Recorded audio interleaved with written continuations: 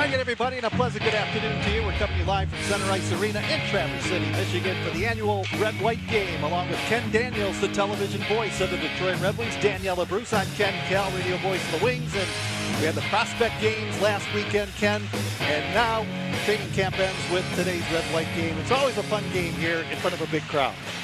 It is, and a pleasure to be with you and Daniela. This is certainly one of the best spots to call a game from. You're right on top of it, and the Red Wings want to get right on top of it early. You've got some kids who want to show what they can do. The chances of making this team out of the preseason probably are not great, but it doesn't mean that injuries, when they do happen, you can be one of the first guys called up.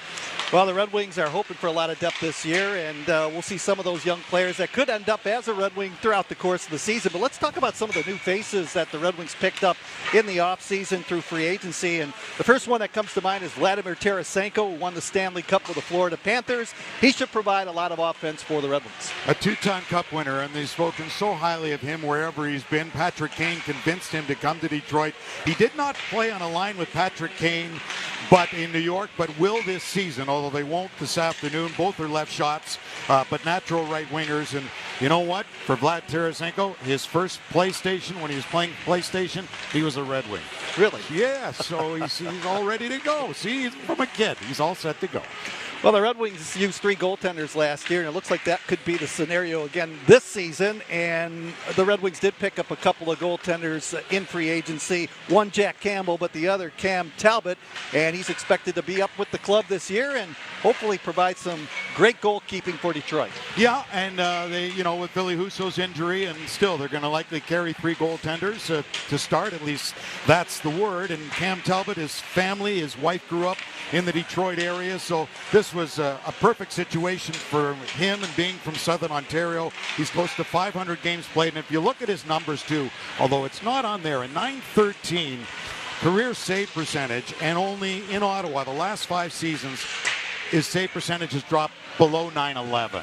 So he's pretty good, played in a structured system in Los Angeles, and they always talk about that, but he's a good goalie, he's a big body, and it buys them extra time in a 2-year deal for Sebastian Cossa, whom we'll see this afternoon to get ready. Well, one of the things Steve Yzerman was talking about at the conclusion of last season was the Red Wings want to get better defensively, and they wanted to solidify their blue line core, and they picked up Eric Gustafsson, who formerly played with the New York Rangers, a bunch of other teams in the National Hockey League, but he should help back there on the blue line. Yeah, and you lose Shane Gostisbehere, and that's a big loss on the back end offensively, but I got to tell you that Patrick Kane had said he's as good, Eric Gustafsson, up top as he's played with in the National Hockey League on the power play when he says up top. That's how good he is. So he may not put up the points that Shane Gostisbehere did, but he should be a little better defensively. Well, the leader of the Red Wings and the guy that really paid dividends a lot when he was in the lineup last year, Dylan Larkin, and he's expected to lead this team again. Well, he led in goals with 33 and second to Lucas Raymond in points. And the key is for Dylan to stay healthy. He had some off-season surgery, upper body and the arm area, and he feels terrific. The key for the Red Wings is for Dylan Larkin's health. They went 4-10 last season without Dylan Larkin. So you know how much he means as the number 1 center in the lineup. And he'll play with the number 1 line with Raymond and DeBrincat this afternoon. Ken, let's take a look at Patrick Kane. Here's a guy that was almost a point-per-game player last year. Came off a surgery that not many players can come back with, and he was really instrumental in a lot of offense for the Red Wings, Patrick Kane. He was on pace for 33 goals and 77 points. Played 50 games, had 7 game-winning goals among his 20, 3 of those in overtime, a shootout deciding goal as well. So we all know how important Patrick Kane is to this team. In a full season, off-season of training, it'll be terrific. Let's take a look at the rosters right now. We'll start with the red team right now, Ken. And the guys that are out there right now are going to start the game. Dylan Larkin, Lucas Raymond, also Alex DeBrincat. Pretty loaded up front right there. It is. And when some of the lines are switched up. Tarasenko's not with Kane, where he likely will be this afternoon, and Compher. But some of them are switched up, and we'll bring you the other rosters as we go along and remind you who's in this game this afternoon. And Ken, you can lead us off. All right, we're ready to go here as the puck is dropped. We're underway here in Traverse City. Good crowd as it's batted back into the red zone, and scooping it up Hall for Detroit. And he'll play it off a stick and move it back into the blue line. Here's DeBrincat cutting through defenders, makes his way in, he shoots, he scores! What a play by DeBrincat to open the scoring. The crowd cheers, and it's 1-0 Detroit. DeBrincat, the goal scorer. And you know how well DeBrincat started last season, don't you? Because he was terrific. So 13 of his goals came in his first 27 games of last season, and he shows you why. And yeah, he had lots of goal posts. He had lots of chances. He didn't bury last season, nor did he the year before in Ottawa. So he can certainly put up better numbers than he did last season with 27. He's looking to get to 30, 35 goals this year for sure. Nice shot. Yeah, that was a good goal scorer move right there. DeBrincat, 24 seconds into the game, and he gives his team a 1-0 lead. Good to see Michael Rasmussen out there right now, Ken. He was a little bit banged up last year. Didn't finish the season with Detroit, but he's big defensively for the Red Wings, especially on the penalty kill. And on a line here this afternoon, Rasmussen with Kopp and Kane. And there's a penalty coming here. And penalties, they'll blow the whistle. Once the team touches on the delay, there's an offensive zone draw. All right, well, let's take a look at tonight's format. And let's go downstairs. Daniela, fill us in. Hey, that's quite the start to this red and white game, you guys, and I've got a great view from down here, but looking at the format for period one, 25 minutes of stop time. Penalties will result in an offensive zone draw. As we get to the second period, it'll be a minute on the clock, and they'll alternate between power play and penalty kill. That will go on for 16 minutes. In the third period will be 5 minutes of 4-on-4, 5 minutes of 3-on-3, and then a 10-man shootout. So I hope everyone kept up with that. We'll remind you as this game moves along, but you're going to get a lot of action in a lot of different situations throughout this game here today. All right, Daniela, thank you very much. How about Carter Mazur? He had a good opportunity to score moments ago. Carter Mazur wearing number 43, the man he grew up idolizing, Darren Hellman, gets to wear 43 in the wing wheel. Billy Husso, often injured last year. He's the goaltender for Team White to start this hockey game. And Alex Lyon in Team Red's goal crease as the puck is batted from center ice by Sheldon Dries into the Team Red zone. Pass up the right side of the ice for Chason, and Chason's a guy that was a pretty good power play specialist for the Red Wings a couple years ago. Yeah, Alex Chason, who did not play last season and is here on a PTO, a pro tryout for the Red Wings. 1-0 on the goal by DeBrincat. Here's Amadeus Lombardi streaking down the middle. Trying to be like DeBrincat right there, but the Red Wings red team closed in on him to knock that puck away. It ends up in behind the goal. I was thinking that Lou Lamoriello was around. Amadeus Lombardi cut off all his hair. Clean shaven. Everything was gone. Looked totally different, but a nice look for him nonetheless. Not a lot of lettuce under that helmet these days, as Edvinsson will pick it up. And Ken, he's a guy that the Red Wings are really high on. And he's added 13 pounds in the offseason. Daniela Bruce. How did he add 13 pounds, Simon Edvinsson? Do you know, Ken, he told us avocados. He ate a lot of avocados. So I don't know if that means we should be eating them or avoiding them, but I'll let you guys decide. It's a great fat. I know. I don't know if Ken's ever had a salad to have an avocado, but I know you've had something where avocados are key. I only eat guacamole. That's it. I thought that's what it might be. Holy guacamole. Holy guacamole. Emmett Finney moving up there, a 7th round pick. Emmett Finney, number 58 for the Red Wings. Watch him. He's had a nice season. He'll be heading back to Kamloops. Had a chance to watch Finney in the prospect games against the Dallas Stars, and when Brandstad Nygaard didn't play in the second game, they moved Finney up to the top line, and he played well. 1-0 in favor of Team Red. Glad you're in tune on our stream as the puck is played around the boards into the left face-off circle. Albert Johansson moved it up the right side, and out the center comes Bantle. He is checked off the puck, and now a quick change. Team Red, Larkin back out there for Team Red. Man who scored DeBrincat out there as well. 1-0 Team Red. Puck stopped, and Lagesson to play it up the right side. Berggren, who just signed recently, moves it to Tarasenko. Spin move back to Berggren. Cuts in. He shoots the puck trying to go upstairs. Nice shot. And that one over the crossbar. Well, let's look at the white team roster. We showed you the red, and we will bring you familiarity throughout this game in case you tune in a little bit late on the stream. But here's those you'll be seeing for Team White. Joe Veleno, he's counted on to have another good year for the Red Wings. A lot more responsibility this year. Alex DeBrincat out to center. He's the goal scorer. 1-0. Down the middle he comes. In over the blue line. Drops to Lucas Raymond. And just when he was pulling the trigger, had it knocked off his stick. Berggren back the other way. Pass broken up. Ivello out at center ice. It ends up now in the Team White zone. Berggren steers it up the right side to Tarasenko. Watched by Dylan Larkin, who poked the puck away from Vladimir. And now at the center skates Ben Sherratt on a 3-on-2. to Kane over the line. Pass over left side. Larkin with a chance, and that may have grazed the goalpost. Good passing play. Kane to Dylan Larkin. All back the other way. Dropping it off to the left circle. Sherratt moves it down into the corner. They battle for it there.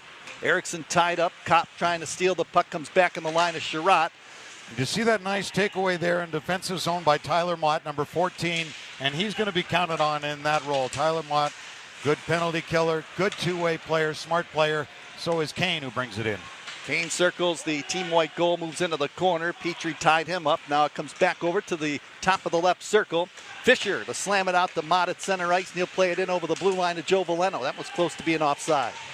And Christian Fisher did such a nice job with Rasmussen before the injury and Andrew Kopp on the third line. And ever since Gus Nyquist departed, I always wondered, who's the best golfer? Because you're up at training camp, there is time to spend golfing.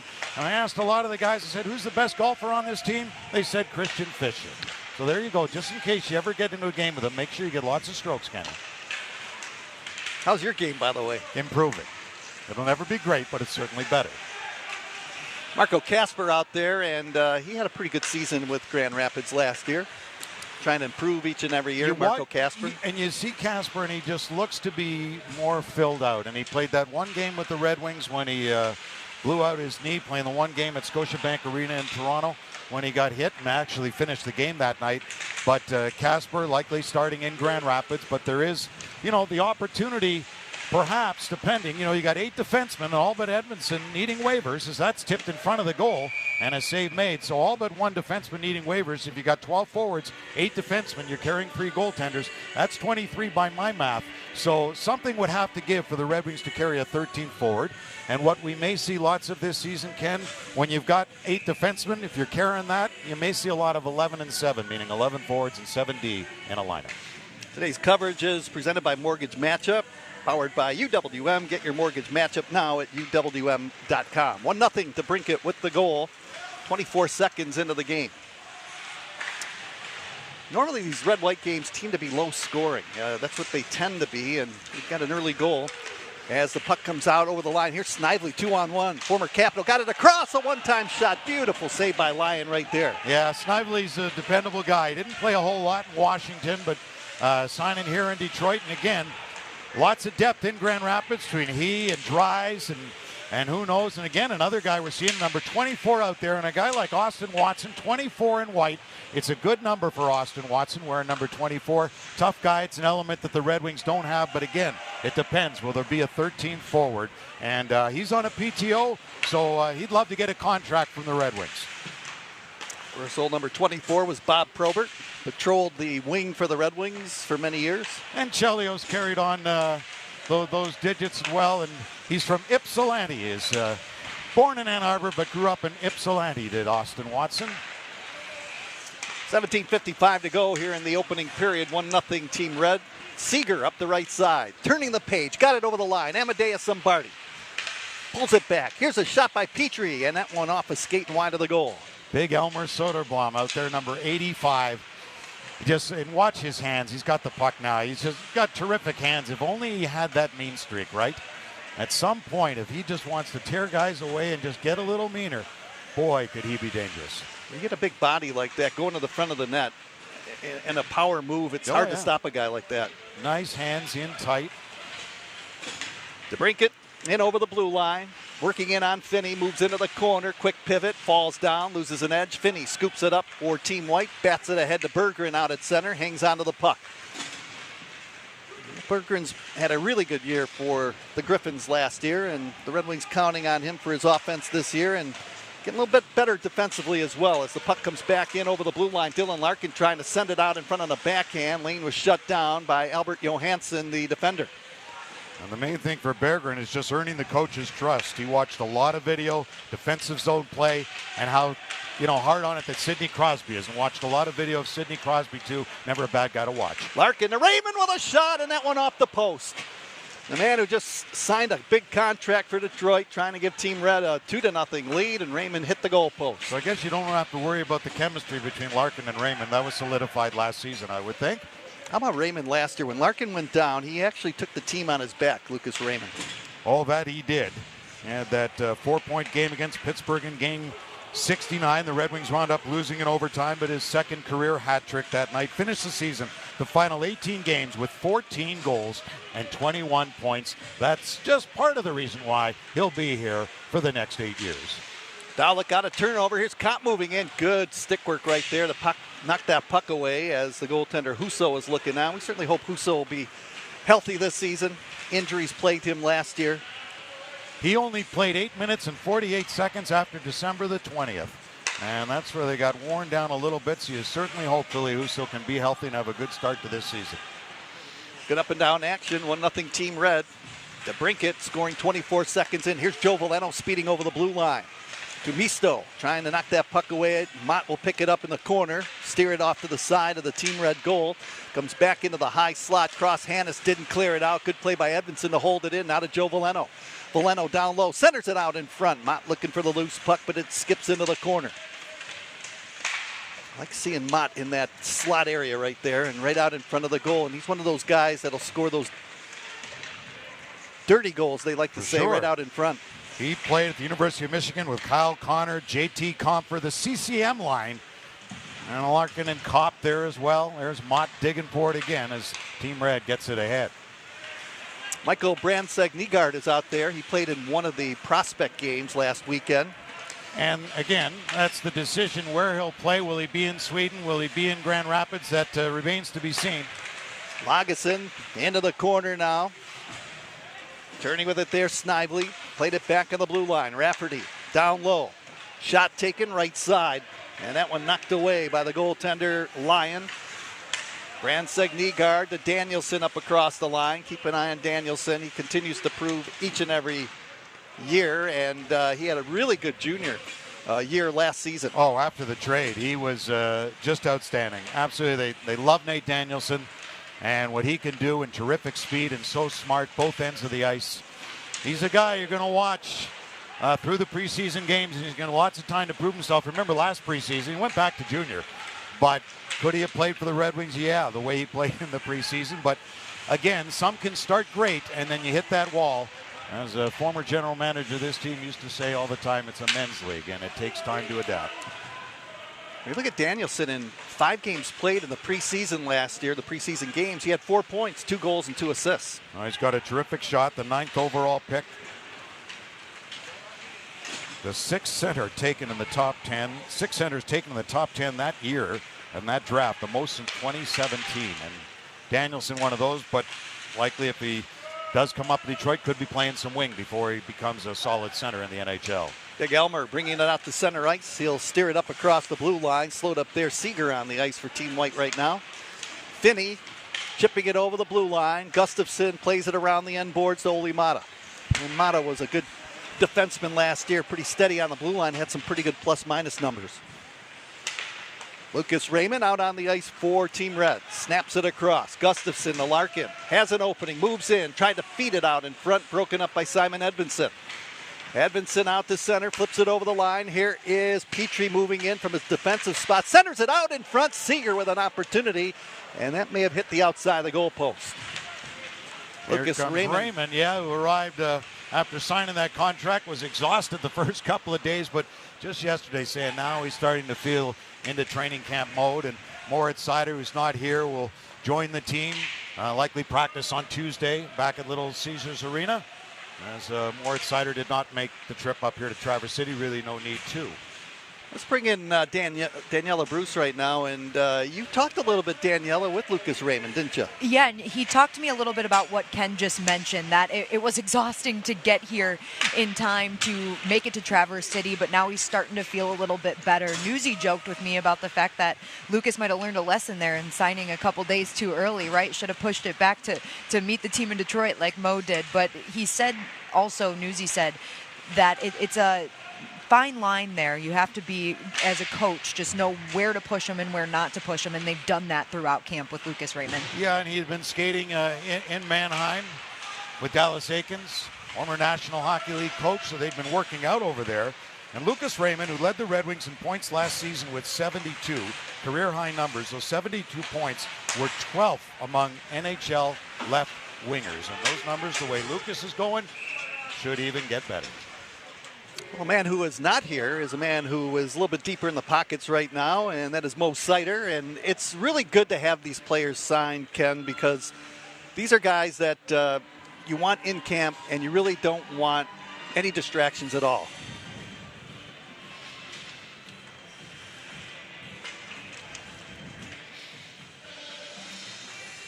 Got a face-off coming up. Circle to the right of Lyon. Got a new goaltender in for Team Red right now, Cam Talbot, who replaces Lyon. So I guess you want to get everybody in. And Sebastian Cossa is in for Team White, replacing Billy Husso. Just look at the size of Cossa at 6'6". And your goaltender coach, Alex Westland, you can't teach size. It sure doesn't hurt. Puck along the near boards, 1-0 Team Red, and Alex DeBrincat with the goal on a beautiful play. Puck steered up the right side, and Olimata in pursuit will pick it up for his team and bang it off the boards out to center ice. Cross Hannes drops it back. And as big as Cossa is at 6'6", the guy at the other end, Cam Talbot, wearing the old number 39, and Dominic Hasek's pretty big too at 6'4". So good size. What do they give these goaltenders? Seems like everyone is 6'4", 6'5" these days. You know, back in the day, you look at Tony Esposito, I don't think he was 5'10", 5'11". No, or Mike Vernon. Well, yeah. Now I don't think you're being scouted if you're under 6'1". Not sure about that. Those goaltenders, a lot of them in the butterfly. They take away the bottom part of the goal as Danielson trying to knock the puck away. Got it over the line to chase on. He's poked off the puck. Good up and down action here in the opening period. Up across the line. Here's Lombardi breaking in. He moves in and he scores. What that one great play. Off his stick into the net. And Lombardi ties it up 1-1. He has good speed. Amadeus Lombardi. So obviously the new haircut didn't hurt him at all. Left winger who can play some center, a smaller forward, but just needed to add some strength, and that he did in the offseason. But you saw there, he drives the net, an entertaining player, and he's competitive, skilled guy. Nice hands right there. And in the number one in the coaches poll, they said his smarts, and second in playmaker and stick handling. So from his days in junior, pretty good. The coaches loved him. The crowd cheering Lombardi's goal. It's a 1-1 tie, and that was with 9:25 left on the clock. So the puck comes up the right side. Elmer Soderblom flips it in over the blue line. Emil Biro trying to get the puck. He does. Now to Soderblom, turning away from a check. Knocked to the ice, got it down low. Bringing it back towards the blue line. That is Lombardi, who just scored the goal. Finds an opening in the slot. Valeno trying to make that shine, trying to knock him off the puck. It goes into the corner. Soderblom protecting the puck. Knocked to his knees. Tried to get it away from Johannes, who's sparring with him. They get the stick up, and Johannes still working over Elmer as the puck is batted down the ice. Well, Johannes a little bit on the older side right now. He's about, 26, 27 years old? Yeah. Trying to make a name for himself as that puck is in behind the goaltender, Sebastian Cossa. Now Finney out to center to Seeger. Pass intended for Finney, broken up. A little confusion just inside the zone. And I wonder how some of those out there now on Team Whitefield are up there against Kane, DeBrincat, and Larkin. Larkin with a one-time shot and a good save by Cossa, and he will hang on to it.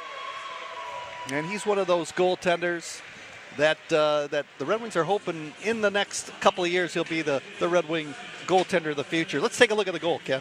Amadeus Lombardi, a nice move right there for him. Remember back in Flint, he did not make his OHL team as a 16-year-old, and then 17-year-old season was lost due to COVID.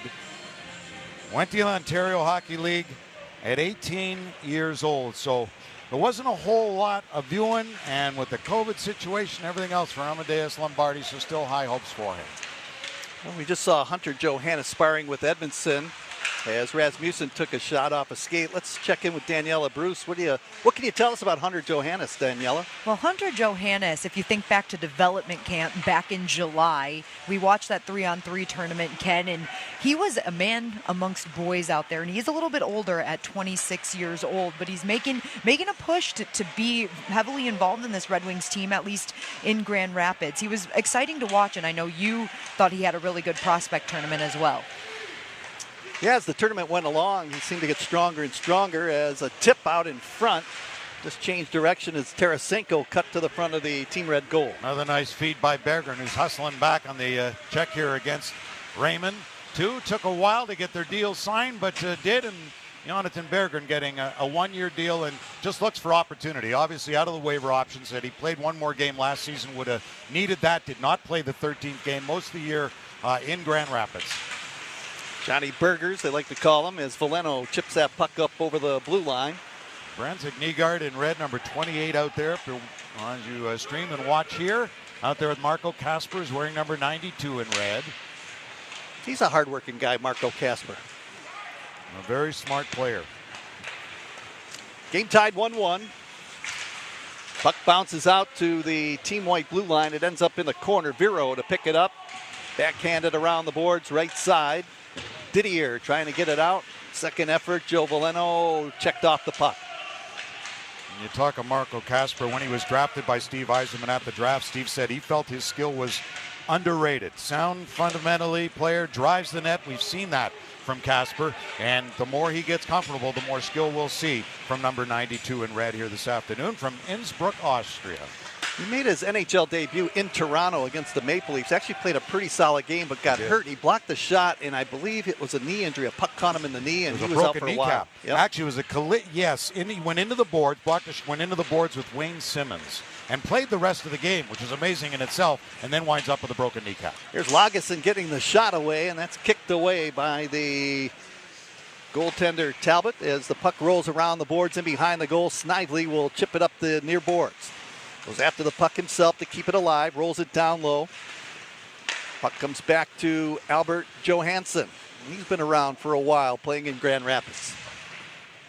And they really like him too. And again, he'll be one of the 8 defensemen because he'd need waivers to go back to Grand Rapids. Albert Johansson. Augustin trying to move it off to the side, and Mazur fanned on it a little bit, got it back to the blue line. Puck bounces off the stick of Johansson, and now Team White will have to recover in the neutral zone. Quick change by Team Red. Game tied 1-1. DeBrincat opened the scoring early with his goal, and then Amadeus Lombardi tying it up for Team White. You know, when you watch Carter Mazur this afternoon, he's up 14 pounds from his listed weight last season. Patrick Kane saying when he was talking about Mazur, he spoke of his release as his shot is impressive. Surprised him a bit. Set with a chance right out in front as he made a nice power move to the side of the goal. And he's one of those players, Ken, that can put the puck in the back of the net with the best of them. Played last year, I believe, with Toledo for a while. As the puck is up the left side, Doucette tapped it over the line, trying to find Larkin, who loses an edge. Larkin's complaining a little bit, but the play continues back down the ice. Wallinder will scoop it up, man. He's another one of those big, tall defensemen. That he is, and Wallinder will be in Grand Rapids to start the season. He's waiting for his opportunity, should it come, but it's a crowded blue line in Detroit. Well, I guess that could be a good thing. You have a lot of depth now. Well, you want to push. You want to see the push. Puck knocked down with a high stick, therefore the whistle. As we take a look at the special ticket offer right now, if you're enjoying the stream right now, fans, you can scan the QR code for an exclusive offer available now for discounted preseason Red Wings ticket this year. How about this? $60 lower bowl ticket and a $25 upper bowl ticket. They're available, but act fast. You can only get this offer through the stream. So take a look at that QR code, scan it, and we hope to see you at Little Caesars Arena for a Red Wing preseason game, which will start next week, Friday, I believe. The Red Wings open up at home, the home schedule of their preseason against the Blackhawks. Right, they'll be in Chicago on Wednesday. And on Valley Sports Detroit, we'll have the game for you in Pittsburgh, and then home against Ottawa and Toronto, and then the Red Wings will finish at Scotiabank in Toronto. On the radio side, we'll be broadcasting all the home games this season. First two on 950 WWJ, second two on the ticket. Of course, that depends if the Tigers are in the playoffs or not. Keep your fingers crossed, my man. Keep your fingers crossed. Game tied 1-1. We're down to 2.5 to go here in the opening period. Certainly hope you're enjoying the stream. Along with Ken Daniels, Daniela Bruce, I'm Ken Kell. Puck stick down the ice. Into the corner. They bang bodies right there as it's Hannes working it to the blue line. Hole to chase on, and he shot the puck. That's knocked down in the left circle. Hannes eased it along the corner boards as they battle for it there.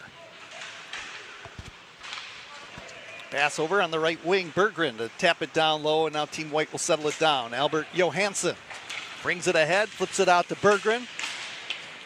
Compher the trailer trying to work his way in, and it was knocked away. Sherratt quickly up the right side. Marco Kasper in over the blue line. Tried to use his man as a screen and got it towards the side of the goal, and Kosa will hang on. You can see Kasper's tough to push off the puck. He's really filled out, and he's a guy who just hates to lose. You look at the big netminder there, Sebastian Kosa, likely a tandem with Jack Campbell, start the season in Grand Rapids. He had a really good year a couple years ago with Toledo, and he came on strong last year, especially with the Grand Rapids Griffins. Puck lifted into the girders by Simon Edmondson, and therefore the whistle. Let's check in with Daniela again. And what do you have, Daniela, on Marco Kasper, Carter Mazer, and also Nate Danielson? Well, it's an interesting conversation about the three of them. You know that they're the highly touted prospects, the one that everybody keeps their eyes on, and they could make a push to make this team. As we talked about earlier, it'll be tough to crack the Red Wings roster. But Derek Lalonde told me all three of them have come in with a chip on their shoulder. They look completely different from last year, and that's a huge credit to the coaching staff in Grand Rapids. They fully expect to make the Red Wings roster, which is the type of attitude you want them to have. It helps push the veterans while still respecting them, but knowing that there are players that want to push for spots on this roster.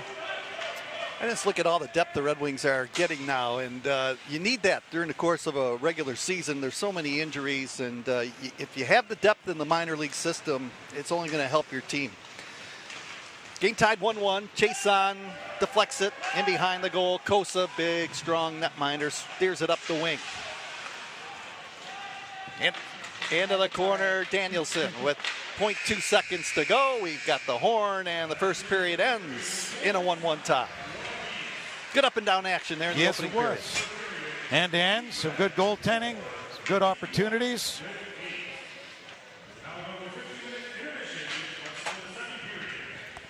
We've got a good crowd on hand here at Center Ice Arena in Traverse City, and just amazes me, Ken, each and every year how the crowd just follows this Red Wing team. It's always nice to be here in Traverse City during this time of the season.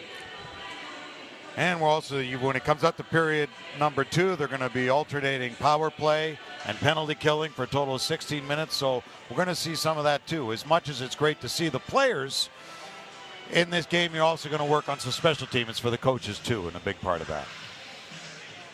Alex, stay up here. All right, let's go downstairs. Let's check in with Daniela Bruce and her special guest. Thank you, Ken. I've got Alex DeBrincat with me, the lone goal scorer for Team Red. You did that really early in the game, Alex. But what I want to ask you is this. Lucas Raymond gets the deal done, makes his way to Traverse City, and we get another look at you, Dylan Larkin, and Lucas Raymond together. You guys really put together some nice performances last year. Has that momentum carried right into camp this year? Yeah, I think we know how to play with each other. We had spent a lot of time last season together, and those guys make the game easy. I think they work so hard. They're so fast and get pucks back in the O zone. So it makes my life easier. And obviously, as a line, we play more time in the O zone and less time in the D zone. What are your goals in the red and white game? What can this do for you heading into the preseason?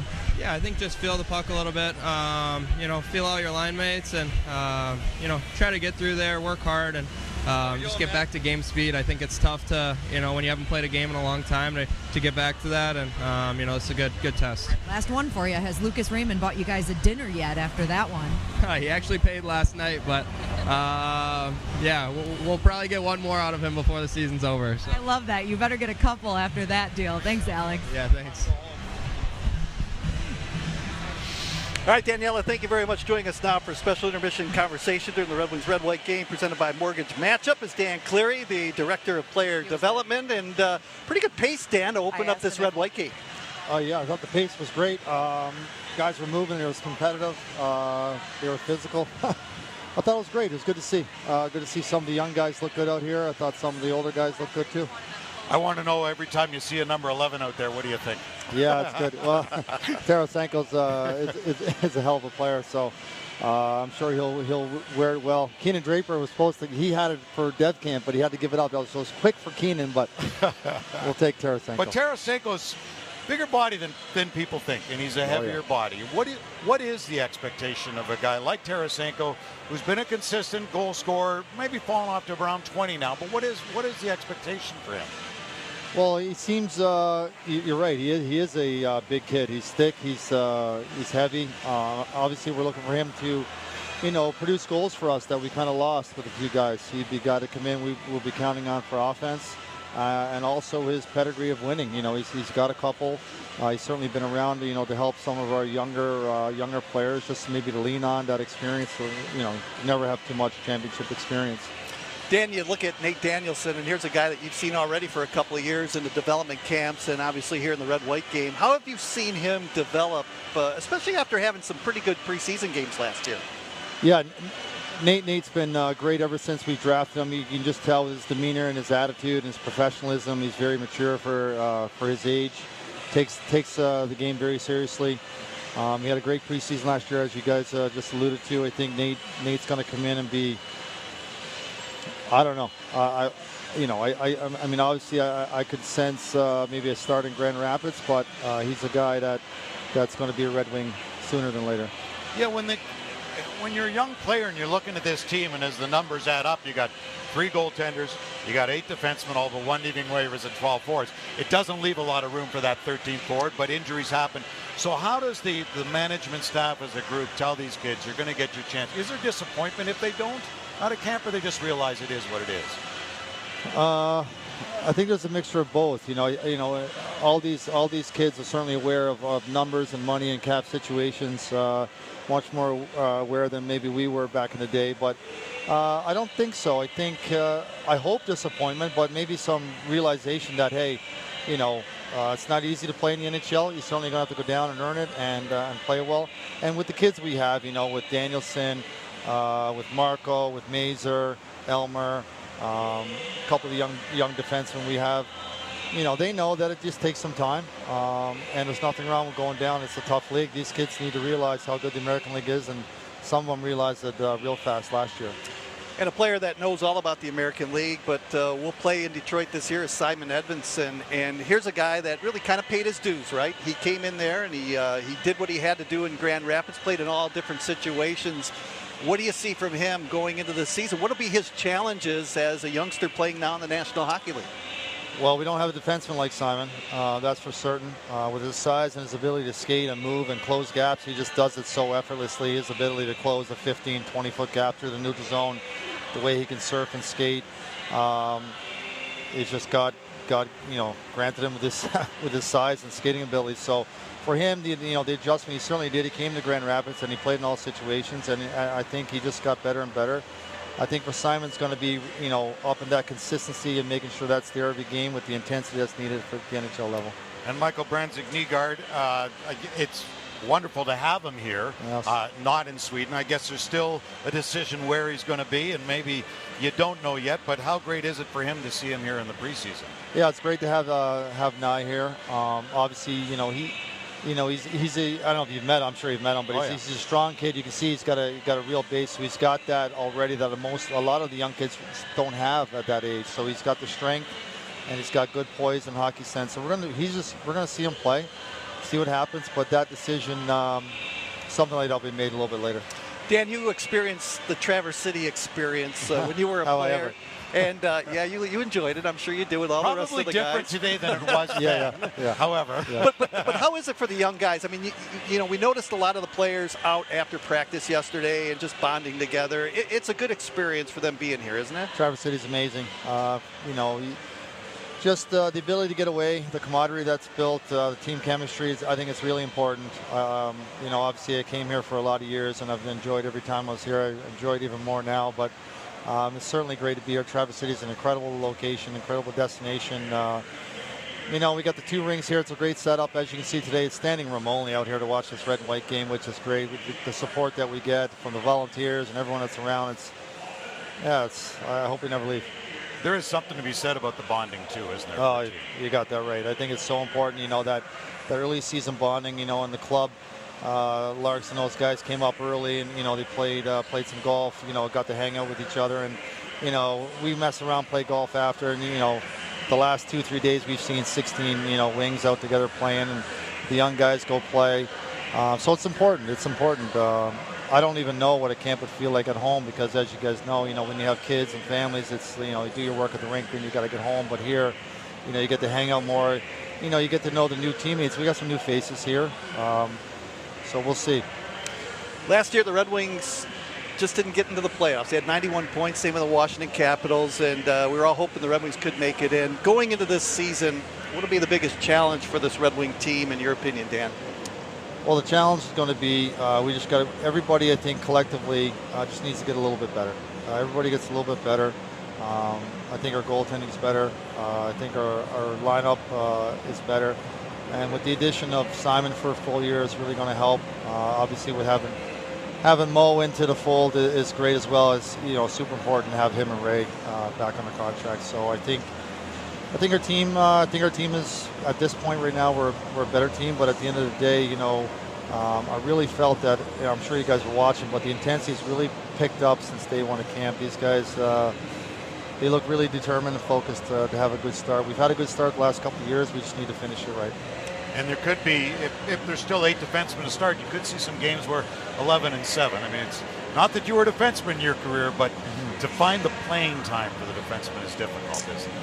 Yeah, that sorts itself out. We kind of got an idea of, the guys, but with having 8 defensemen, you better be on your toes and better be playing consistently in the way that you're capable of playing. Otherwise, there's 1 or 2 that can come in and play. So that's just part of pro hockey. That's just a part of sports in general, life in general.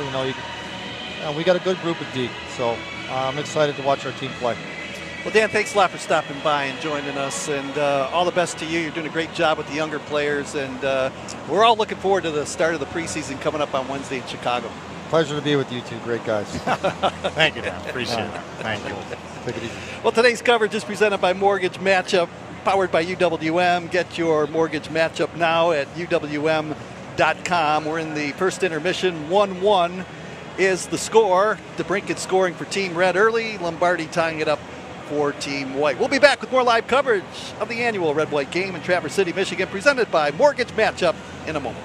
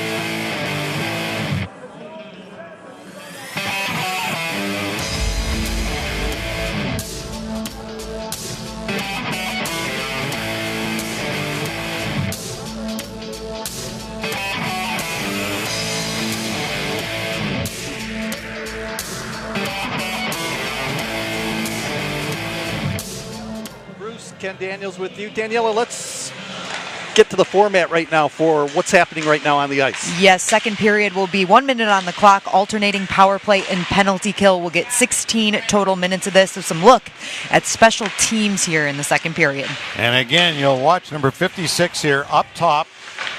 Eric Gustafson, and Kane, as we mentioned earlier, said he's the best he's been with up top from his days in Chicago. Brinkett trying to get a second goal tonight. Shot it wide. Gustafson over to the left circle in front. Larkin now comes back. Gustafson tried to feed Kane, broken up in that right face-off circle. That was Tyler Mott in a penalty-killing role that did the job, and Team White shoots it down the ice. Gustafson in Chicago, manning that power play in 18-19, 79 games. He had 17 goals, 60 points, and that was playing with DeBrincat and with Kane. Short-handed, Veleno charging in on Gustafson, tried to swing it over, and it was broken up. That's one thing I think the Red Wings want to work on too, Ken, is not giving up those scoring chances when they are on the power play. And the first minute expires, and here's a take a look, Ken, at what's happening right now here in the second period. We had the first and the 1-1 tie, 1 minute on the clock in the second, and alternating power play and penalty killing for a 16-minute period. Then be another intermission, and then you see what's happening in the third. Billy Husso in goal for Team White and Alex Lyon for Team Red.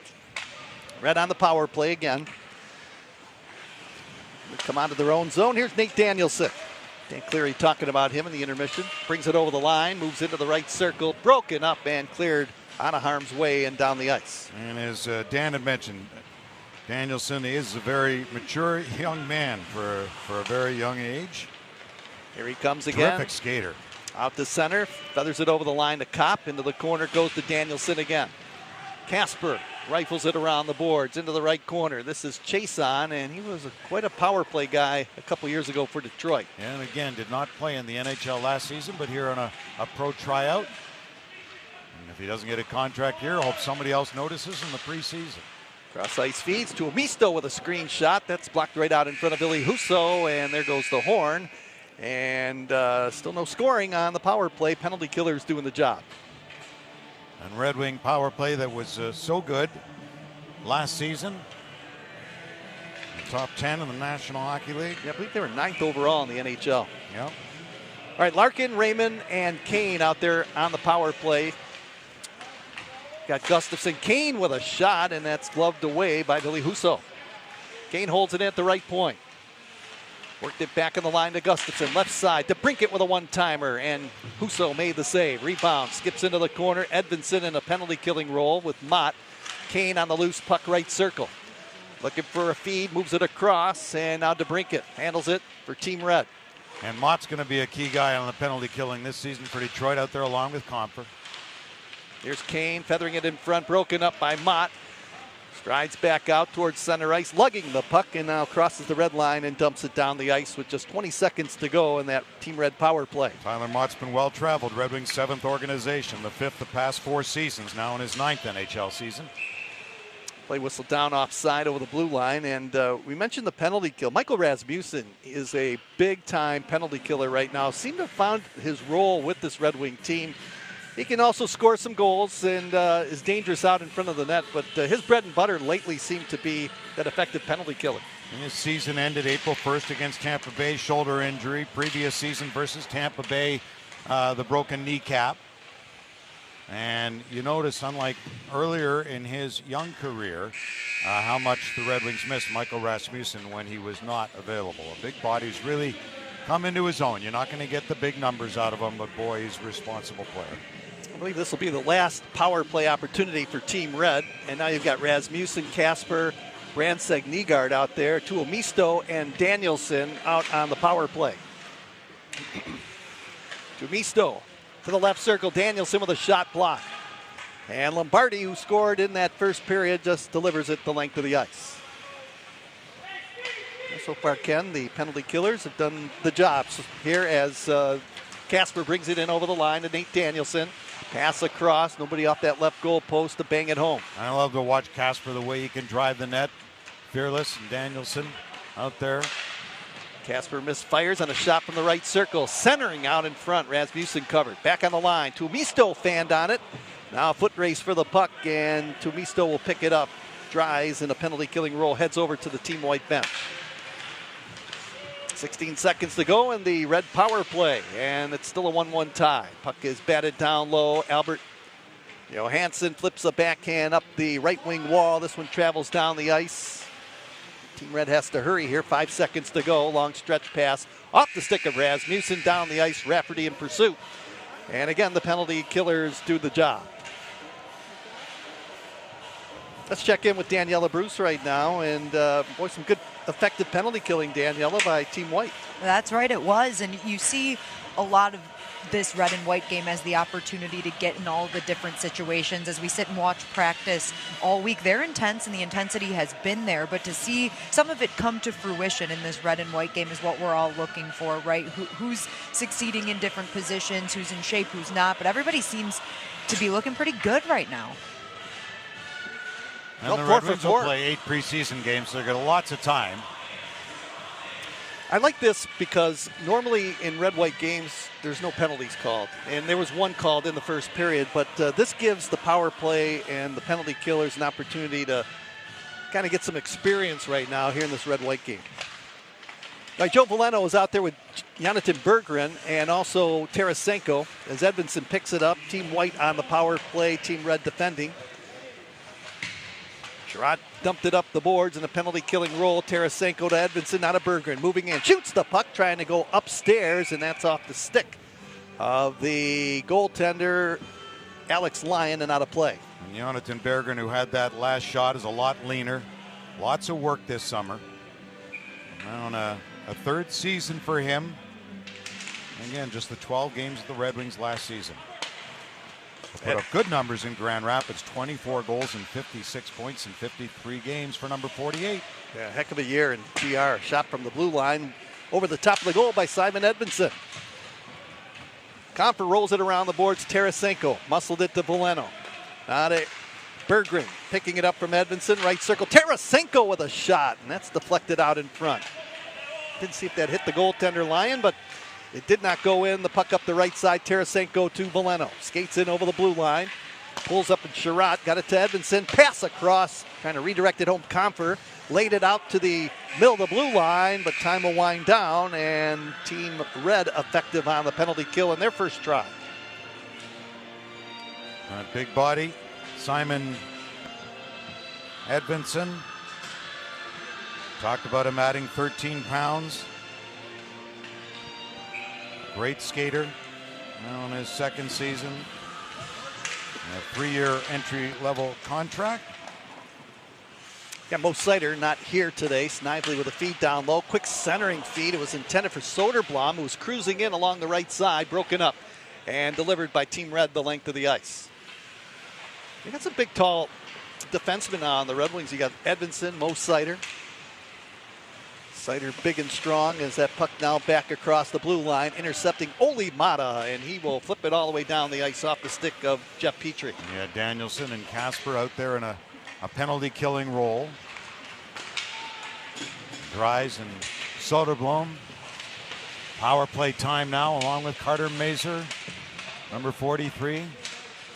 Boy, specialty teams play so big in winning and losing in the National Hockey League. Shot blocked right out in front of Lyon. Left face-off circle, Snively. Feed pass in front of shot, and they score. Dries. Sheldon Dries with a shot upstairs under the crossbar, and that's a power play goal. Well, Sheldon Dries, his uncle, Ray Dries, played at the University of Michigan. And he snapped it home right there. Another Michigander from Macomb who played 2 seasons with the Green Bay Gamblers, and his head coach there, none other than Derek Newsy-Lalonde for Sheldon Dries. So some familiarity there for him. In his 6th NHL season, he saw some time with Colorado and Vancouver, and signed as an unrestricted free agent with the Red Wings. Team White now leading 2-1. Dries with the goal, head goal as the puck is along the near wing and broke it up and cleared the length of the ice. And Dries had no time last year in the NHL, was with Abbotsford and the Vancouver organization playing in the American Hockey League. So again, it's just about depth. Should injuries happen, I tell you, Grand Rapids going to have a lot of talent this season. There's Berggren dumping it down into the corner. Comfer lays it in behind the goal. It skips into the corner for Joe Veleno. Now Edvinsson from the line. Quickly to Berggren. Down low to Comfer. To the middle of the blue line. Edvinsson over to the right circle for Tarasenko. Now to Edvinsson again. To Tarasenko. Right circle. Pass across. Off a skate. Berggren after the puck in the corner. Good puck movement by Team White right here. Edvinsson throws it over to Tarasenko. Pass at the horn. And that one is intercepted. And no power play goal right there for Team White. Hey fans, tickets are on sale right now for the Red Wings 24-25 season. Join all the fun, all the action, all the excitement that Hockeytown has to offer as the team battles the NHL's best live at Little Caesars Arena. Score your tickets to the biggest matchups, all the games you want by visiting DetroitRedWings.com/tickets today. Every time I hear that buzzer go, it reminds me of being a 9-year-old. Your shift's over. A little longer shifts, but time to change. Otherwise, you'd never change. Right. Snively with a feed down low, quick centering attempt. You see what Team White wants to do. They like those cross-ice passes. Shot from the right circle by Soderblom. Blocked, and Team Red will deliver it all the way down the ice. And Petrie could see a little bit more power play time this season. I would imagine those point positions on the power play, it's up for grabs, right? Yeah, well, when you had Wallman departing and Gostisbehere departing, yeah, going to be some different looks. Petrie holds it in. 2-1 lead for Team White. Dries on the power play moments ago, giving Team White the lead. Petrie from the middle of the blue line.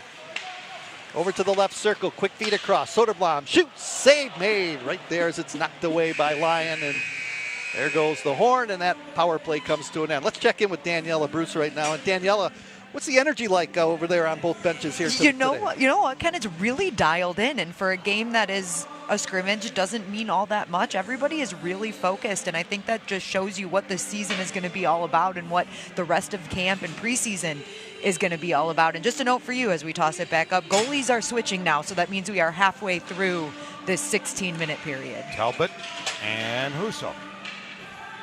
Talbot for Team Red, Husso Team White. There's Mott on the intercept and cleared down by Comfer. Well, Mott's been really effective in the penalty killing role. And he will be this season as well for the Red Wings. Here's Larkin. Now up across the line to Kane. Down low into the corner. Raymond to the blue line. Gustafsson over left circle to Brinkett. Pass across to Kane.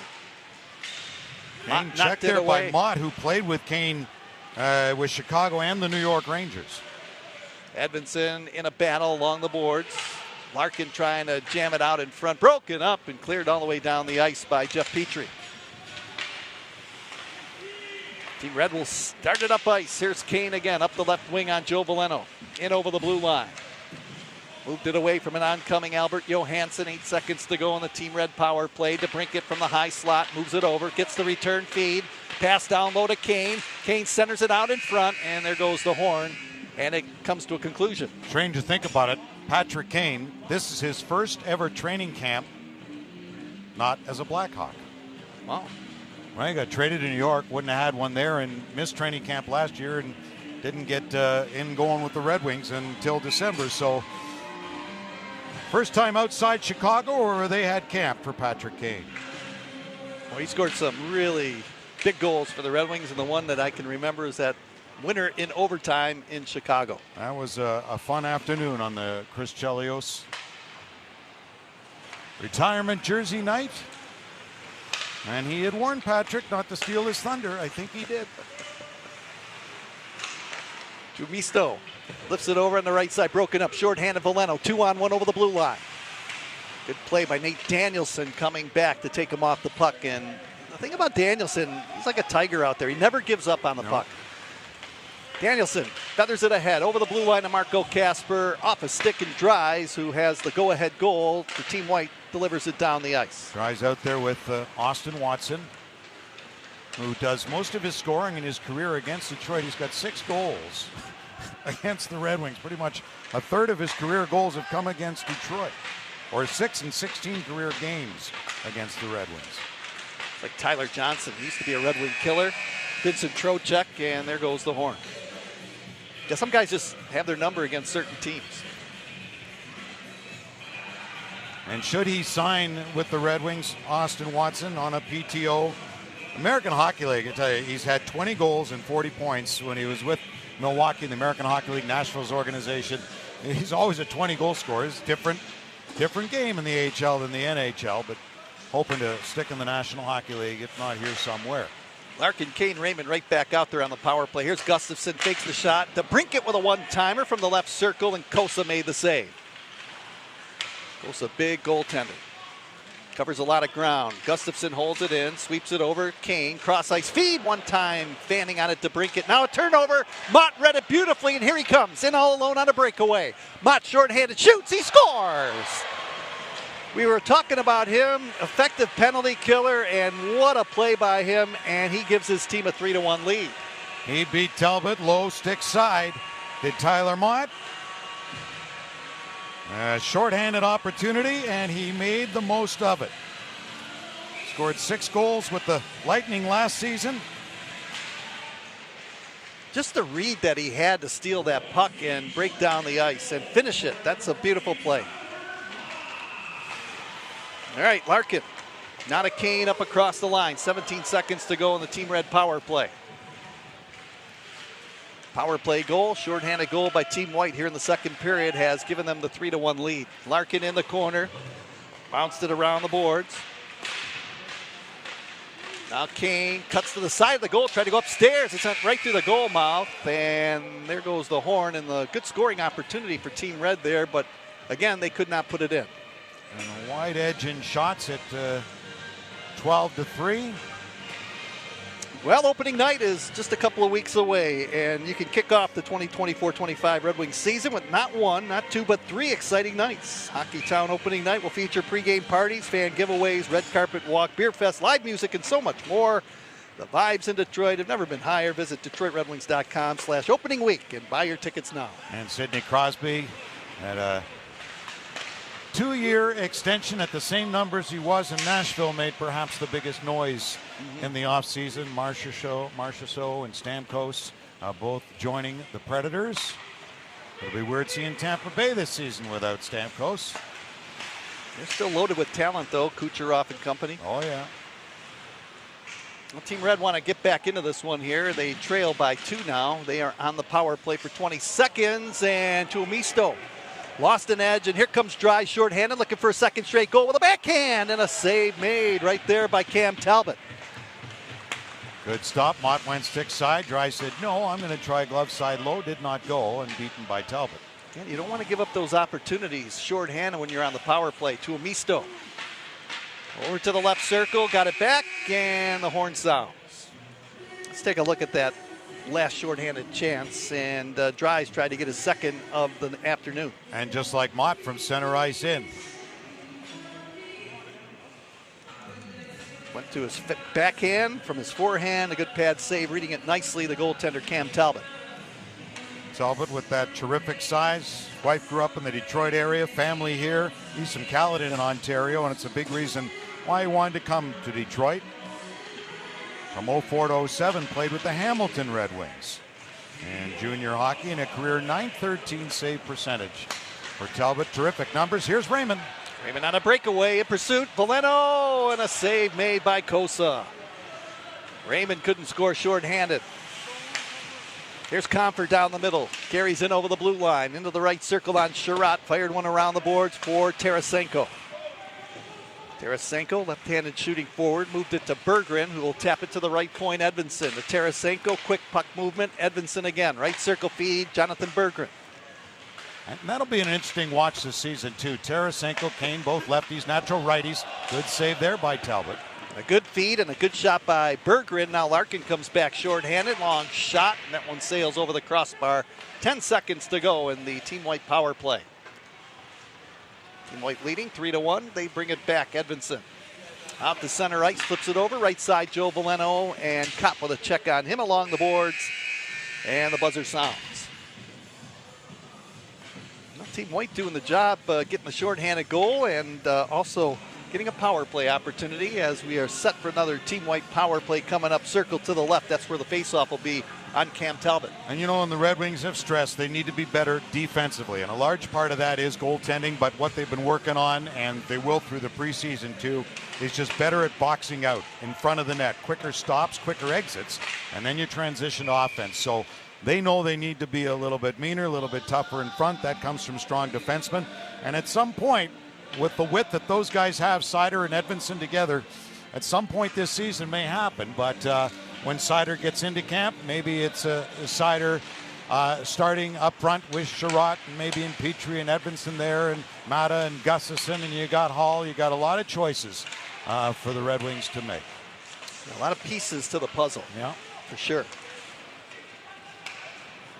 Team Red will intercept. Kopp, a good defensive forward, finds the opening and whistles it all the way down the ice. Kosa sets it up in behind his own goal and hands it back to Petrie. Jeff Petrie down the middle of the ice. Danielson watching him like a hawk. Here comes Snively in over the blue line. Got it over to Carter Mazur. And Mazur's a guy that they were hoping for good things last year. He got injured, though, early on. played with Little Caesars growing up, did Carter Mazur.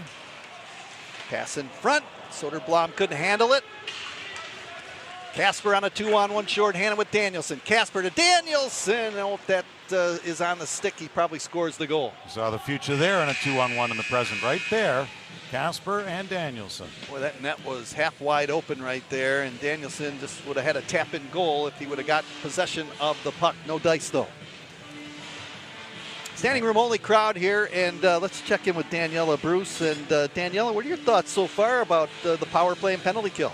Well, I think everything's looking really good so far. I think you'd want to see a little more action, a little more goal scoring from the power play. But as we talked about earlier, this is guys getting their feet wet, getting their legs back, and getting back into season form. Alex DeBrincat talked about that with me in our first intermission interview, just that's what this is for, kind of getting back into your groove. But I think we're seeing some strong impressions on the penalty kill, too. Sheldon Dries scoring the power play goal, which is big. And then Tyler Mott, a great read and a great finish on the penalty kill. These are the types of players that really want to make a positive impression at camp and hopefully throughout the preseason. And not a lot of younger players can on these power plays and penalty kills. No, and Mott's the guy who's really going to help this penalty killing. Nice tip in front right there. Did Valeno get a piece of that, or Edvinsson's shot go all the way? I think it was deflected out in front. Edvinsson took the shot from the blue line, and I believe Joe got his stick on it. We'll take a look at it again in just a short moment right here, but that's another goal for Team White. They have a 4-1 lead. I asked for power play goals, I shall receive. Yes.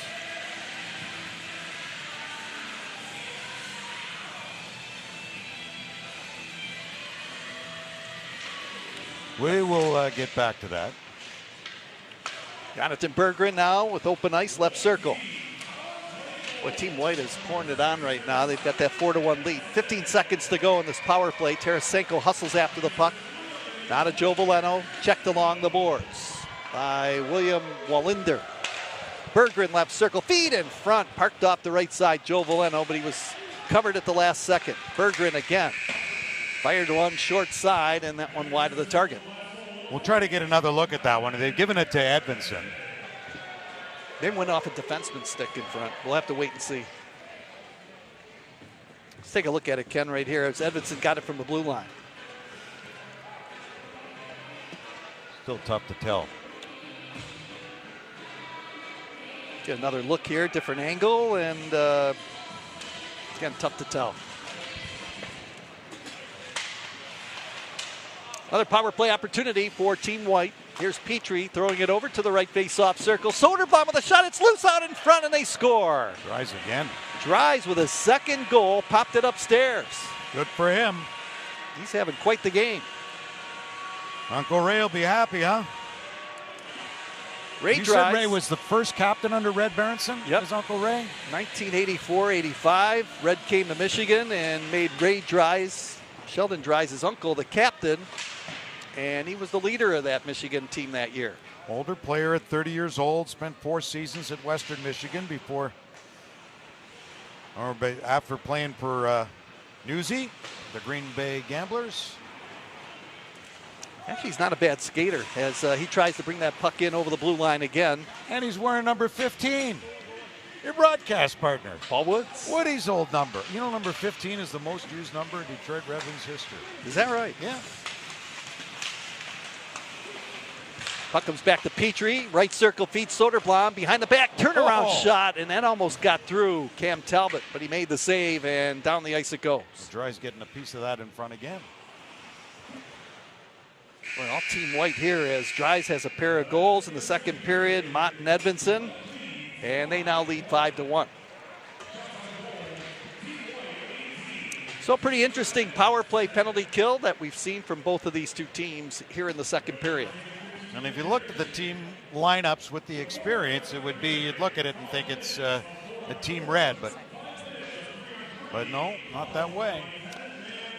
Well, today's coverage is presented by Mortgage Matchup, powered by UWM. Get your mortgage matchup now at UWM.com. So period 3 will be a 5-minute stop time of 4-on-4 hockey, 5-minute stop time of 3-on-3, and then the 10-man shootout to follow that. Well, Ken, your overall thoughts of the power play and penalty killing units, what did you see?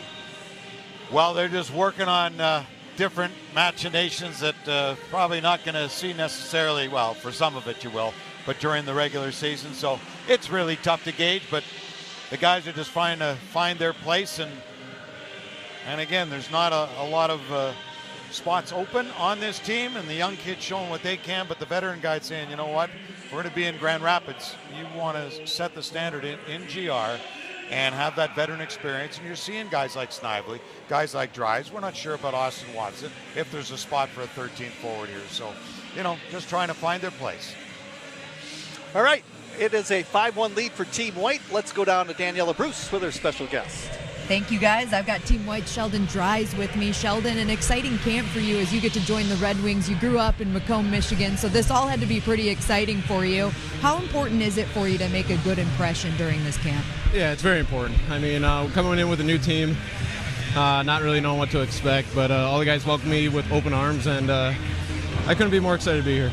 You do have some familiarity with Newsy. You actually played under him in Green Bay. What was that reunion like for you?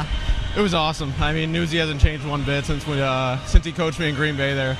So to have a chance to play for him again is a great opportunity. Walk us through your goal on the power play. What were you looking for, and how'd you end up with that finish?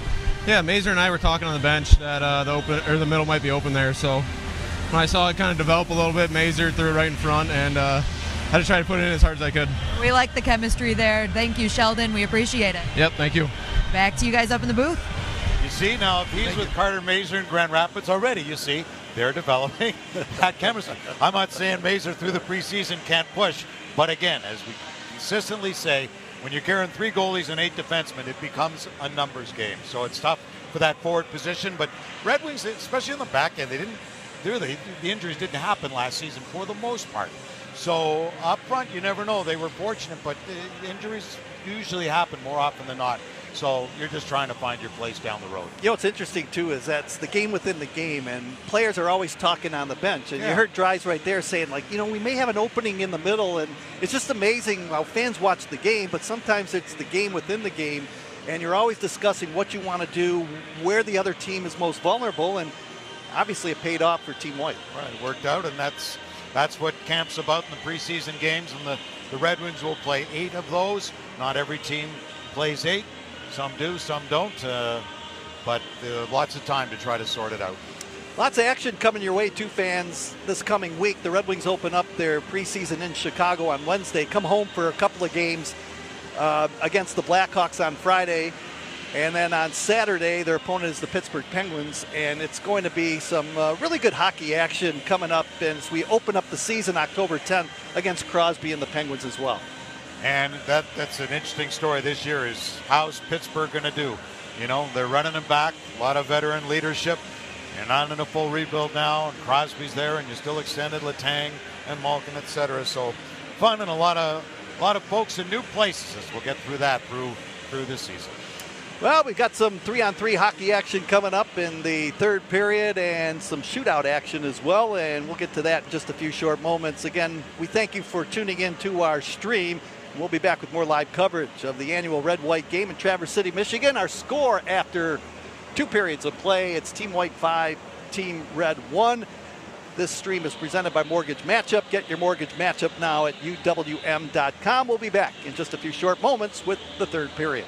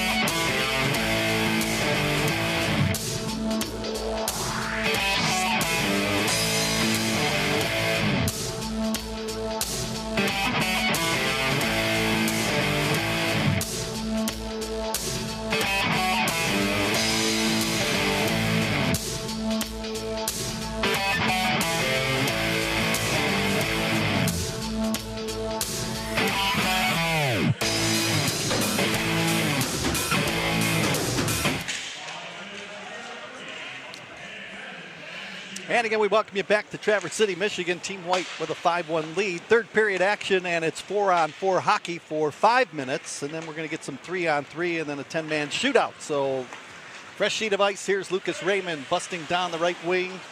Trying to move it back. It's intercepted. Tarasenko cuts to the middle of the ice. Sweeps it over to the right side. Swooping in, here is Petrie with a shot off the glove of Ville Husso.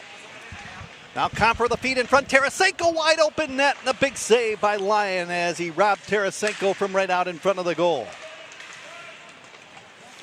All to settle it down, and Tarasenko, Ken, with a great opportunity. He's going to get lots of those, and they hope he'll be a 20-goal scorer this season. Minimum. Patrick Kane down the left side, trying to go upstairs. Sharp angle shot hit the outside of the left goal post. Kane, who was on pace for a 33-goal season, didn't play the full campaign.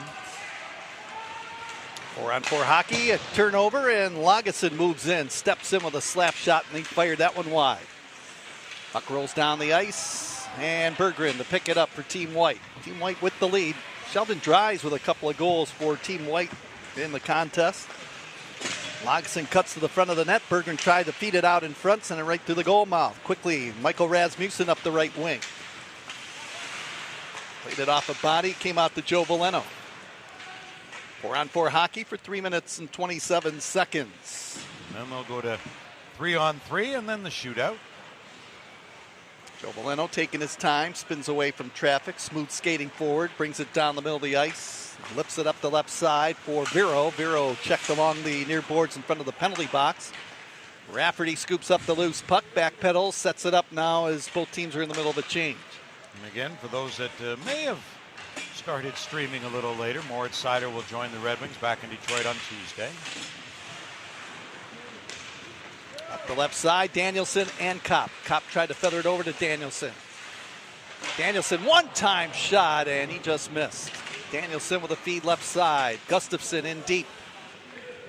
Now he'll just regroup, bringing that puck out to center ice. Feed pass ahead. Red Wings have to get onside. And interesting that Patrick Kane was talking about Nate Danielson, and he actually said there's a good stop there by Husso. It reminded him a little bit of Connor Bedard, the way he plays, stick handles, and shoots. Not that he's Bedard, and then Bedard himself said Nate Danielson was one of the toughest to play against in the Western Hockey League. Nice play there by Fisher.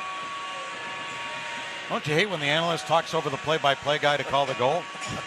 Oh, okay, Mickey.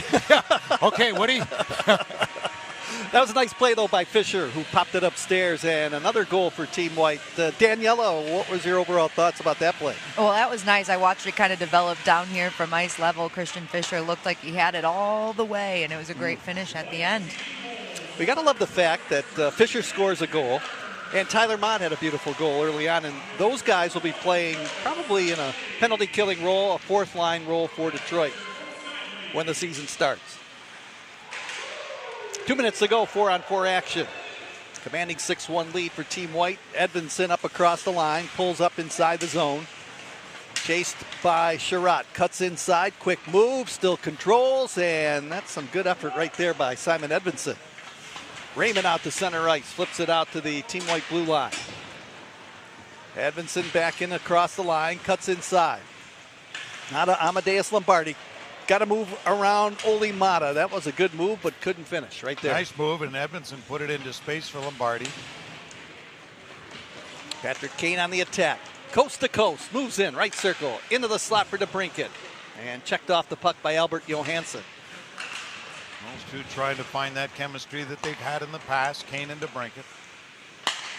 Down to 1:12 to go in this 4-on-4 situation. Kane right back over the Team White blue line. So the three former Hawks, Kane, DeBrincat, Gustafsson. Shot left circle, hit the side of the goal by DeBrincat. DeBrincat opened the scoring 24 seconds into the opening period. With a beautiful shot. Lagesson drops it back, and now winding it up, Albert Johansson in behind his own goal. Moves away from Kane.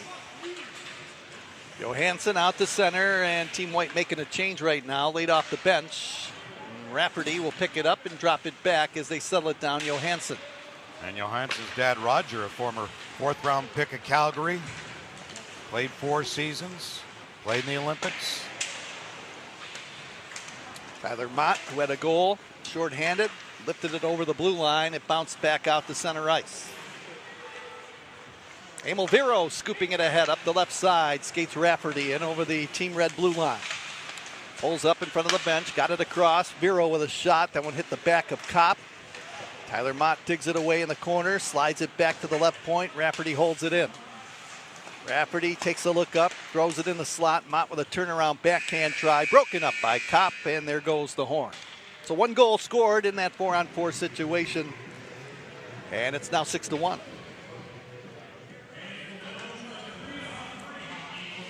Ken, let's talk about the rules right here. We saw the 4-on-4. So now 5 minutes. You can see the stop time 3-on-3 before the 10-man shootout. And a change of goaltenders. Sebastian Cossa and Cam Talbot come back in. It was tough for Talbot right when he came in, and now they'll switch sides. As Talbot was beaten low stick side. Really one of the first opportunities he faced. So they'll switch ends here. Talbot well traveled around the National Hockey League. Jack Campbell, the other goaltender, Red Wings signed in the offseason, free agent. So Raymond brings it up the right side, brings it back in over the blue line, drops it for the trailer Larkin, 3-on-3, shot the puck, that's off the stick of Comfer and out of play. Against Comfer and Simon Edvinsson, as well as Vladimir Tarasenko. Red Wings lost some offense, try to be better defensively, still around 15% or so down in possible goals at 5-on-5 with whom they lost. Hoping Tarasenko can replace some of that. Fabry moving on and Sprong moving on, and they had a lot from the back end with Gostisbehere and Wallman. Daniela, you had a chance to talk to Newsy Lalone. What were his impressions of training camp? Well, you know, he specifically mentioned Patrick Kane when I asked him what stood out to him, and he said he wanted to say this with caution, but Patrick Kane looked excellent after getting a full off season. And he brought up a moment last year, which for a veteran player like Patrick Kane, you don't always expect. He went to Newsy and apologized and said, "I'm sorry for the way I played down the stretch." He had gotten sick at one point, and after that, he just never got back to his full strength. Didn't feel like he had everything in the tank during that final stretch of the season, which we know the Red Wings were pushing for that playoff spot. And Newsy said he's really excited to see what Patrick Kane's going to do with a full camp and a full offseason of work. And another one of those that the Red Wings lost, David Perron, should mention him too, signing a 2-year deal with Ottawa and scored a huge goal for a minute or so with 3 seconds left in Montreal. Looked promising until about a minute later. Save made in the goal crease, and let's take a look Who's that guy? Let's take a look at your broadcast partner right there. He looks good, doesn't he? Looks good in that checkerboard outfit, I guess. We'll go with flannel. We'll go with flannel, okay? All right. Promos, theme night, special ticket offers have been released for this upcoming season. Tickets are flying off the shelves, fans. Secure your tickets now to your favorite nights of the season, including the Mickey Redmond and Dylan Larkin bobbleheads, fan favorite Zamboni gravy boat. I'm going to get one of those if I can. Star Wars, Grateful Dead special ticket packages, so much more. Go to DetroitRedWings.com and see more now. Here's Berggren moving in. He fired a shot low to the ice and wide of the goal. How many different flannels does Mickey have, by the way? Quite a few. That's his wardrobe, my right? first year here, he presented me with one just to officially indoctrinate me. It's the only one I've had since, by the way. I'm still waiting for mine. Radio doesn't count, I guess. The puck is off to the side of the goal. Counts. Sherratt will pick it up and roll it ahead. Sherratt over the line, drop pass. Here's Michael Rasmussen. Shoots the puck, and that caught the goaltender right in the face mask. And Sebastian Cossa taking the mask off, and the play is down at the other end of the ice. Yeah, now they're going to have to wait because they're going to exit that zone and down to our left. Cossa readjusting the mask. It's Michael Rasmussen with the shot, Ken, and it caught Cossa up high.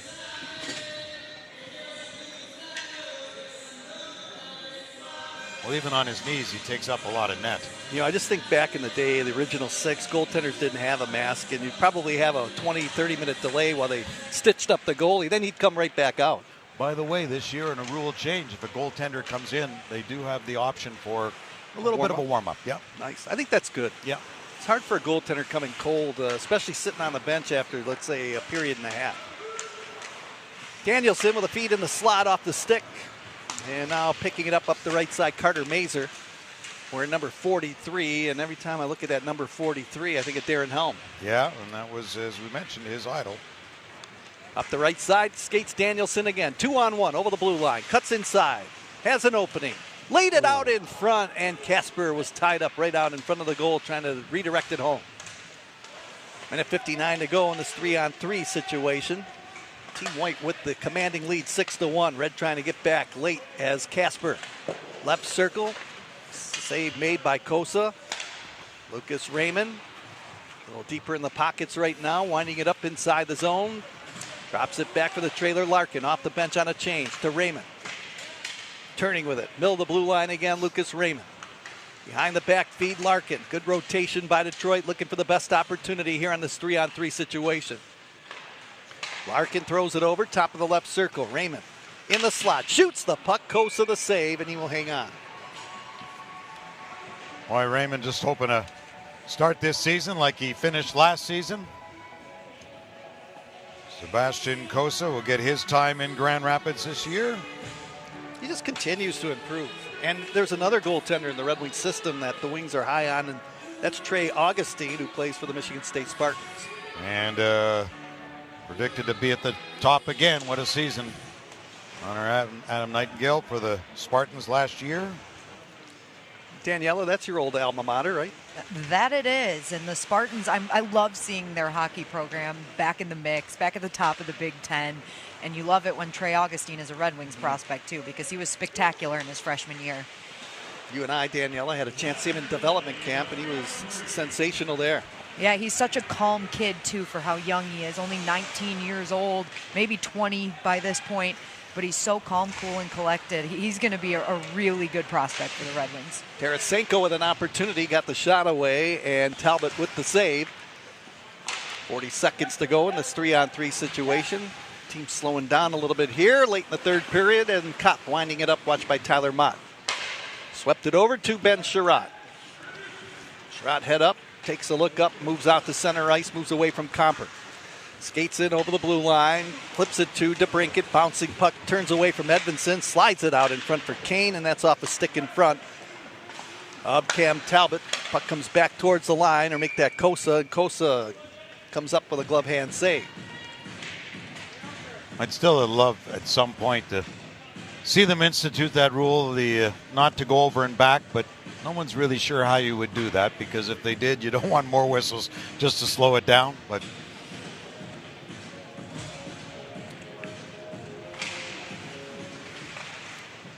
Kosa again just covers up off to the side of the goal as the red team try to move that puck right out in front. And we're down to 8 seconds to go, and then we've got the 10-person shootout coming up. The skills competition, nice. Here's Petrie up the right wing, tried to feather it out the center. DeBrincat broken up. Kane busting in left circle. Turns away from traffic, slowly moves it down to DeBrincat with a shot at the horn, and Kosa deep in the crease to come up with a glove hand save. So DeBrincat opened the scoring, and then all that after that, it was Team White. Lombardi tied it up 1-1 in case you're just tuning in, and then we had Dries on a power play, Mott a shorthanded goal.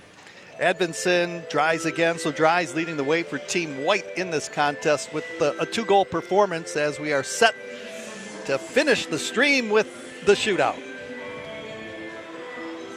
You know what I noticed too, Ken, over the years now, it seems like games are ending in overtime more and more, and we're not seeing the shootout as much as we did earlier on. Well, that's a wonderful thing, and I hope that continues. I'd love to see it, although it's a complicated thing to get done, just even extend the 3-on-3. But first up here is Lucas Raymond. All right, Lucas Raymond getting a cheer from the crowd. Picks it up at center ice. Cuts all the way over to the left wing boards. Now angles in. Shoots, save made right there by Sebastian Kosa. He had 3 overtime goals and 2 shootout winners, did Lucas Raymond last season. Newest Red Wing, Tarasenko. He'll try and get another one for the Team White. Shot the puck, and that one's off the right goal post. A piece of that, and then off the bar. 1-on-1 there with Talbot. Now DeBrincat open the scoring 24 seconds into the opening period. Let's see if he can get another one here. Alex twisting and turning, making his way and shoots, and he scores. That was a goal right there, beating Kosa. He came in off the right wing up high with the goal that he scored to open the scoring in this game. On the other side there, there's JT Compher. Compher cutting in, shoots, and he scores. So back-to-back goals. Low glove side on Talbot. Dylan Larkin's up next. Going really quick on this shootout as Larkin will pick it up and make his way in on Kosa.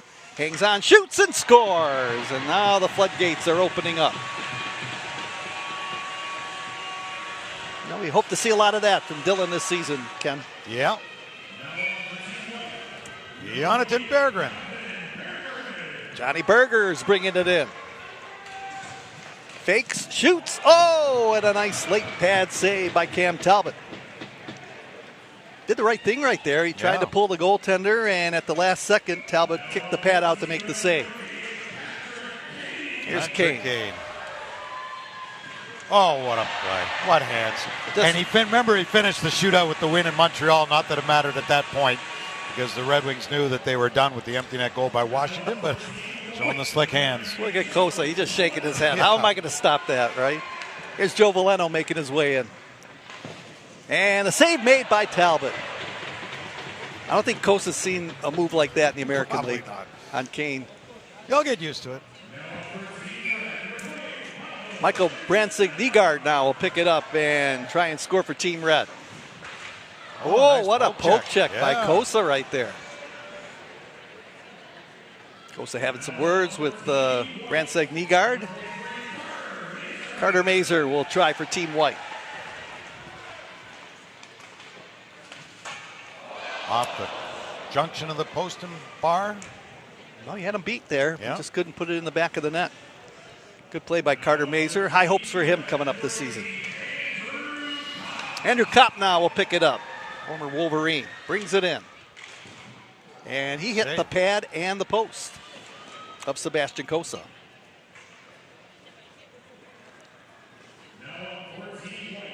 Tyler Mott will try now, and he had a beautiful shorthanded goal earlier in the game. Let's see what he does. Tried to go same place. Stick side that time, and the save was made by Cam Talbot. Went right back to that well. Here's Marco Kasper. He'll try for Team Red. See what he does here. Kosa with the save.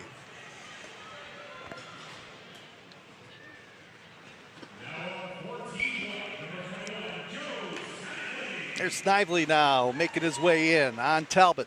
Snively fakes, backhand. Ooh, nice stop. And a nice left pad save by Cam Talbot. Looked like Snively had him beat right there.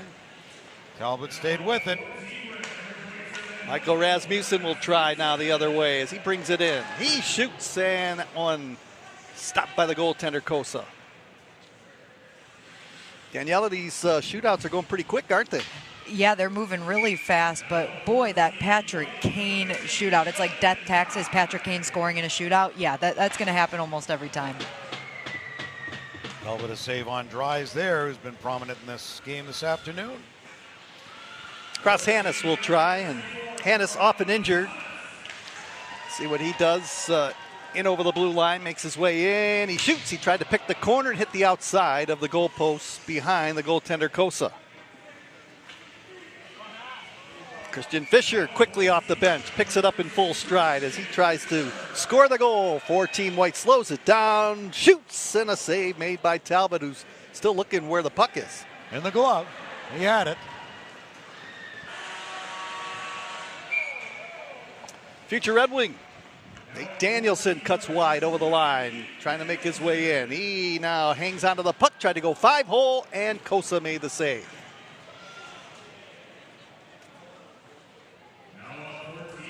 Lombardi had a goal early in the hockey game to tie it up, 1-1 for Team White. Now he will break in towards the front of the goal on Talbot. And Talbot with the save again. Getting some work, moving well. You surprised we're not seeing Lyon or maybe Billy Husso in these shootouts, Paul? Let me get back to you on that. there, I see. Oh, yeah. Ryklowski moves in. He shoots. He had a pretty good prospect camp in the prospect games, Ryklowski. He was on a #1 line, and he tried to score right there, and Kosa made the save on him. And probably with the shootout and moving to your question earlier, it's probably just let the two go and just be consistent rather than bring somebody in that's cold. Oh, even with that reach, just missed Soderblom. That's a pretty big wingspan, no pun intended. And with that save by Cam Talbot, this hockey game is over. And the crowd here, standing room only crowd, applauding both the red and white team. And the final score here in the annual red-white game, Team White 6 and Team Red 1.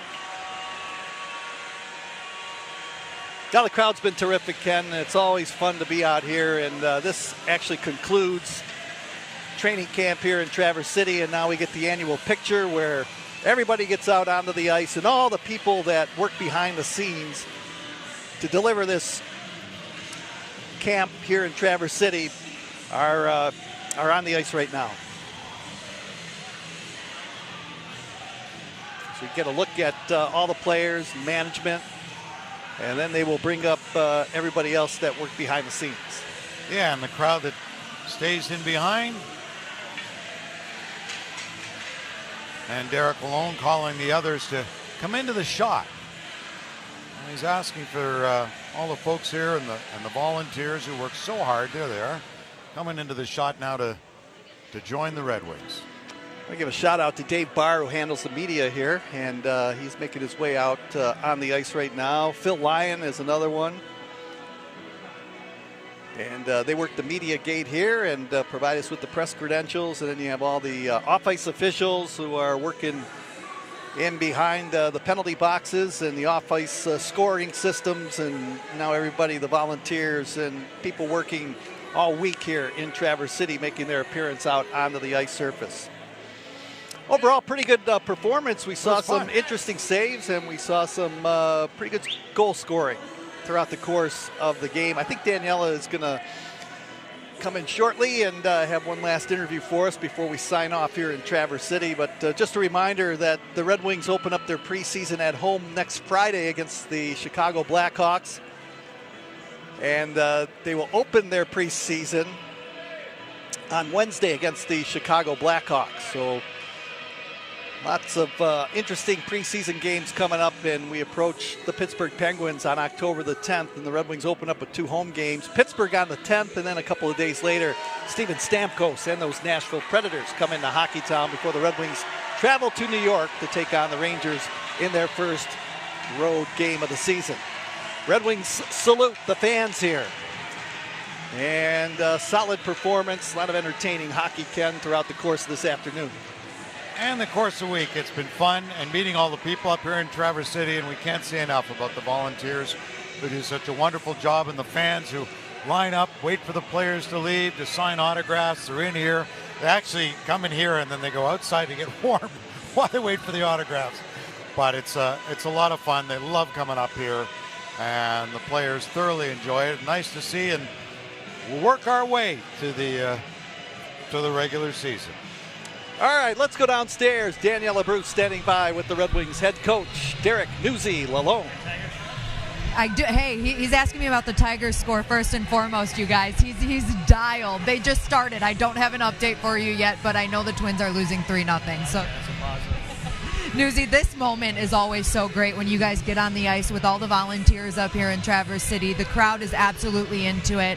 Training camp always has a special finish with this red and white game. Always taken back at the support we get here, the volunteer support, the people. It's an amazing experience every year, and you get away from it a little bit. You come back to it, you probably forget. I forget, how special it truly is. So yet again, an unbelievable experience. All right, in the red and white game, a lopsided score that some of us didn't expect. But as a coach, what are the goals of this game, and how did you feel you accomplished those today? Yeah, more about the concepts. The first period is all about structure. I think we accomplished that. The second period, we get valuable reps on special teams. And then we get 3-on-3, 4-on-4. It's just more part of our process. Now we have some video to work off. We have some teaching to work off.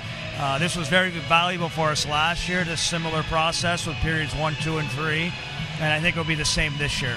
We love it, Newsy. Excited to get back to Detroit. Thank you for your time today. Thank you. Back to you guys out there.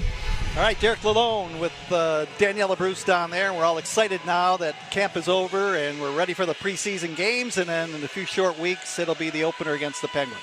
Yeah, and he's keeping an eye on the Tigers' score, as are we. And if we get home quickly enough, we'll get there for the second half of the Lions game this afternoon, too. So that's what I've got to say.